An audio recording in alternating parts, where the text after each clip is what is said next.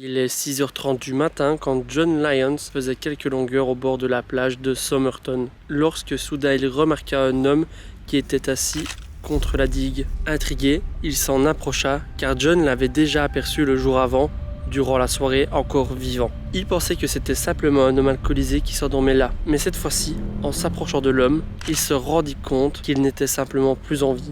John n'a pas hésité et a directement appelé la police. C'est ainsi que le 1er décembre 1948 commença l'un des plus gros mystères d'Australie, le mystère de Taman Shud.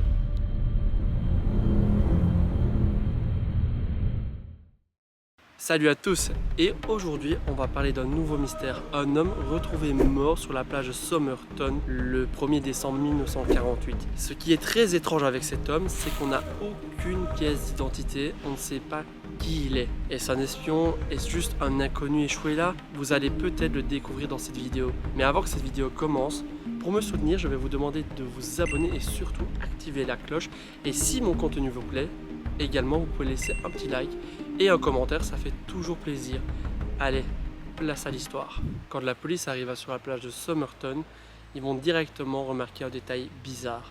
L'homme est assis, les jambes détendues, croisées aux chevilles, les bras longés le long du corps, la tête tournée légèrement vers la droite, avec une cigarette coincée derrière son oreille, une autre déjà consumée coincée dans son col. L'homme en plus de ça est très bien habillé, costume, cravate, et semble n'avoir sur lui aucune trace de lutte. Plus étrange que ça, quand les policiers vont commencer à regarder le corps, ils vont se rendre compte que tout a été soigneusement découpé. Toute étiquette de marque ou de prénom, il n'avait absolument rien sur lui. De plus, en fouillant ses poches, ils ne vont rien retrouver de spectaculaire. Ils vont simplement trouver des chewing-gums, des cigarettes, mais aucune pièce d'identité, aucun argent liquide. Le corps du mystérieux inconnu arriva 3 heures plus tard au Royal Hospital d'Adélaïde. Et c'est le docteur John Barclay Bennett qui définira l'heure de décès à 2 heures du matin. Selon le docteur, le décès est lié à une insuffisance cardiaque. On n'en sait pas plus pour l'instant. En tout cas, dans ses poches, ils vont simplement retrouver un ticket de train qui relia Adélaïde à la plage de Somerton et juste quelques trucs comme ça, comme des cigarettes, un paquet de chewing-gum et des allumettes. Et c'est le lendemain que l'autopsie révélera que ses pupilles étaient plus petites que la norme et que leur aspect était inhabituel. Ils n'avaient pas non plus réussi à ravaler sa salive et ils vont remarquer que sa rate était trop grosse et dure. Elle était même 3 fois plus grosse que la norme, ce qui n'a rien de normal. Mais aussi, le foie était gonflé et gorgé de sang. Tout ressemble à un empoisonnement. C'est alors qu'un éminent professeur va envisager la thèse du poison. Mais pas n'importe quel type de poison. Un poison à effet lent. Celui qui laisse agoniser sa victime. Et ce qui va accentuer la thèse de l'empoisonnement, c'est que dans l'estomac de la victime, on va retrouver une tourte de légumes et de viande, elle aussi, avec du sang dessus. Ce qui accentue que peut-être cette tourte avait été empoisonnée. Ce qui est le plus étrange, c'est que le soir avant sa mort, John avait aperçu l'inconnu qui était un peu perdu. Il avait l'air alcoolisé, mais les effets d'un poison à effet lent peuvent ressembler à celui de l'alcoolisme. Est-ce que John à ce moment-là n'avait pas croisé l'homme en train de souffrir de son empoisonnement et qui était parti décédé sur la plage? Ça, on ne le saura jamais. Même si pour le médecin légiste Thomas Cleland et l'éminent professeur Cedric Stanton Higgs, la solution était simple. Pour eux, l'homme a été tué par un poison rare. Pour eux, il y avait 2 types de poisons qui auraient pu être utilisés. Les poisons qui auraient pu être utilisés étaient du strophanthine ou du digitalis. Selon eux, la piste du strophanthine serait la bonne. Ce poison est issu de plantes africaines. Mais vous vous en doutez, on ne va pas en rester là pour cette enquête. Il y a un hélicoptère. C'est assez drôle. Mais bref, c'est pas le sujet. Malgré que l'enquête se dirige vers la piste de l'empoisonnement, les policiers d'Adélaïde ne vont pas s'arrêter là. Ils vont relever des centaines d'empreintes. Ils vont convoquer des familles avec des histoires de disparitions récentes de partout d'Adélaïde pour aller voir le corps de l'homme. Mais personne ne va le reconnaître, ce qui est assez étrange. Et c'est le 11 janvier 1948 que les policiers vont décider d'élargir leur zone de recherche. Ils vont contacter les objets perdus pour savoir si quelque chose n'avait pas été déclaré qui pouvait appartenir au mystérieux homme. Évidemment, au début, cela ne va pas fonctionner. C'est seulement le lendemain, le 12 janvier, qu'ils vont avoir un début de piste. À la gare d'Adélaïde, ils vont retrouver une valise qui est possiblement à l'homme inconnu. Une fois sur place, ils vont découvrir une valise marron déposée le 30 novembre 1947.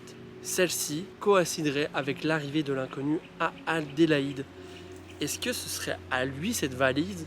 Dans cette valise, il n'y a pas grand-chose. On pense même que des personnes ont retiré tout soigneusement, toute trace de son identité. Ça, on ne sera jamais le prouver car il n'y avait personne qui a vu quelqu'un s'approcher de cette valise. Ils vont juste retrouver quelque chose de très étrange. Dedans, ils vont retrouver du fil orange. Ce même fil orange a été utilisé sur le pantalon de l'inconnu pour le recoudre. Tout fait sens et tout se rejoint au final. Mais en tout cas, on n'a pas d'autres preuves sur l'identité de la personne à qui appartient cette valise. Mais ça peut être juste une coïncidence. Au final, cette valise ne va rien apporter, il n'y a rien d'intéressant dedans. L'enquête va patiner pendant un long moment. Ils vont donc appeler John Cleland, un professeur en pathologie de l'université d'Adélaïde, pour qu'il puisse réexaminer le corps avec les objets personnels de la victime. Et c'est seulement 4 mois plus tard qu'ils vont découvrir qu'il y a une poche cousue sous la ceinture de l'homme. Dans cette poche, ils vont retrouver 2 mots. 2 mots assez énigmatiques, assez suspects. Taman Shud. Ce qui signifie en perse « tout est fini ». Alors là, l'enquête prend une autre ampleur. Est-ce que c'est un message scripté? Est-ce que c'est un tueur qui met des petits indices pour l'identifier sur de futures victimes? On ne sait pas encore. Là, par contre, la piste de l'espionnage va prendre beaucoup d'ampleur. Ce qui est assez drôle dans cette histoire, c'est que c'est un journaliste qui va réussir à traduire ces mots. Parce que de base, la police ne savait vraiment pas ce qu'ils signifiaient. C'est un journaliste qui a lu le poème de Rubaiyat, je vais vous le dire maintenant, le Rubaiyat d'Omar Khayyam, rédigé au XIIe siècle, qui est réapparu en Australie dans les années 40 suite à la guerre. C'est un livre rempli de poèmes sur l'amour et la mort. C'est un homme mort, tout est fini, le poème. On a l'impression que c'est crypté comme si quelqu'un voulait faire passer un message. Et les policiers vont chercher après la typographie du livre. Il va y avoir plusieurs rééditions du Rubaiyat. Ils ne vont absolument rien trouver. Ils vont aller dans plusieurs bibliothèques. Ils vont se procurer plusieurs livres. Et ils ne vont absolument rien trouver. Et c'est seulement 8 mois plus tard que 2 beaux-frères de Glenelg, c'est très bizarre comment Glenelg, désolé pour ma prononciation catastrophique, mais ces 2 beaux-frères vont trouver en fait durant le mois de décembre un livre à l'arrière de la voiture, car les 2 beaux-frères avaient décidé d'aller se balader à la plage de Somerton comme ça, et le livre va apparaître à l'arrière de leur voiture. À ce moment-là, ils ne vont pas se poser de questions. L'un pense que le livre appartient à l'autre, ils vont simplement le ranger dans la boîte à gants. C'est en voyant l'histoire au journal que l'un des 2 beaux-frères va se dire « Ce livre, c'est peut-être celui dans lequel le mot a été retiré. » Ils vont prendre le livre de la boîte à gants et ils vont constater les mots Taman Shud vont être retirés. Ils vont donc directement courir pour voir le sergent Lionel Lynn qui examina le livre et qui trouva un numéro de téléphone. Mais ça, on en reviendra plus tard. De là, ils vont directement aller au commissariat pour faire une analyse complète du livre. Le livre va être passé au rayon X. Et ils vont découvrir quelque chose d'assez bizarre. Il y a des traits et des lignes. Certaines lettres sont séparées des autres. En fait, je ne sais pas trop vous expliquer parce que je ne connais pas tout ce qui est en cryptage, mais tout cela ressemblait à un code. Ils vont l'envoyer à la Naval Intelligence. En gros, c'est l'élite du décryptage australien. Mais eux, ils ne vont absolument rien décrypter. Encore à ce jour, on n'a toujours pas su craquer ce code. Mais est-ce que c'était bien un code ou c'est juste une coïncidence?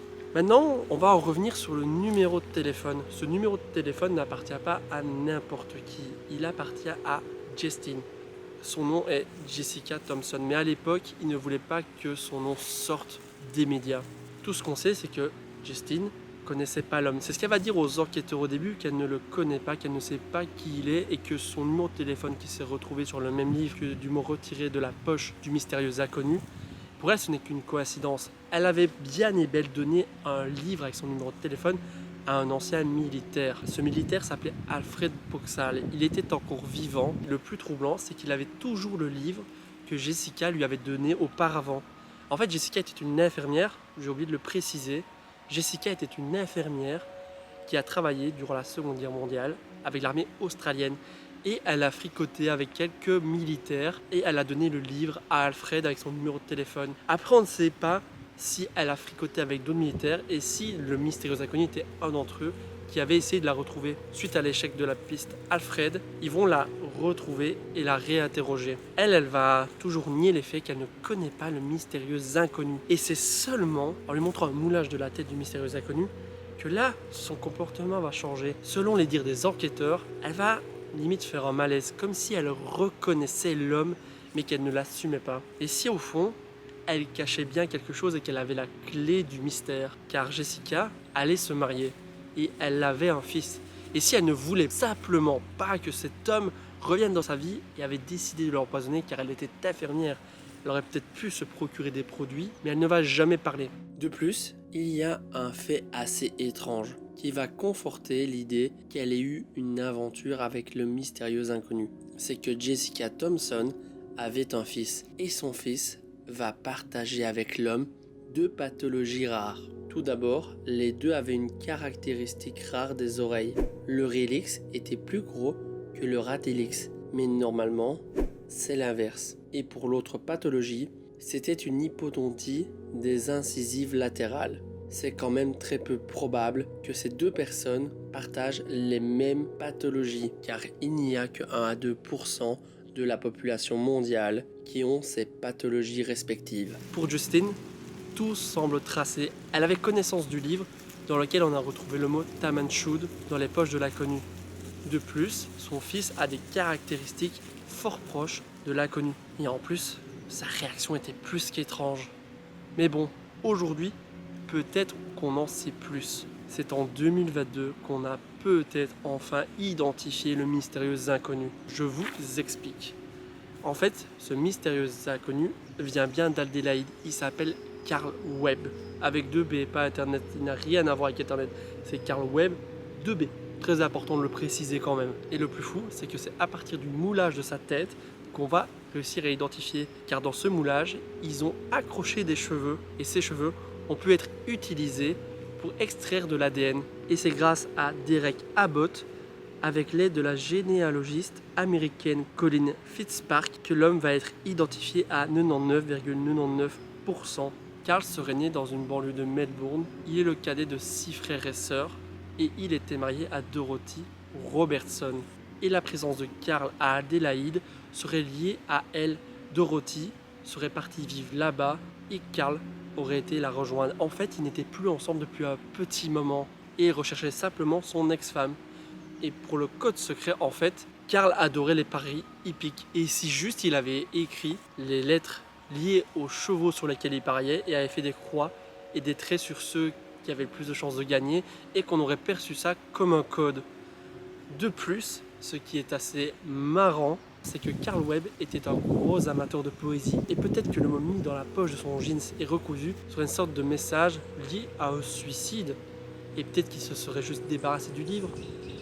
Le c'est terminé, c'est peut-être pour lui dire que bon, pour moi c'est terminé, je ne l'ai pas retrouvé ou juste c'est fini. C'est assez étrange. Ou peut-être juste que Justine, c'est la vérité.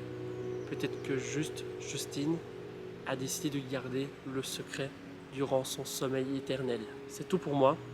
J'espère que ma vidéo vous aura plu. Laissez-moi un like. Dites-moi votre théorie en commentaire. On se retrouve très prochainement. Ciao!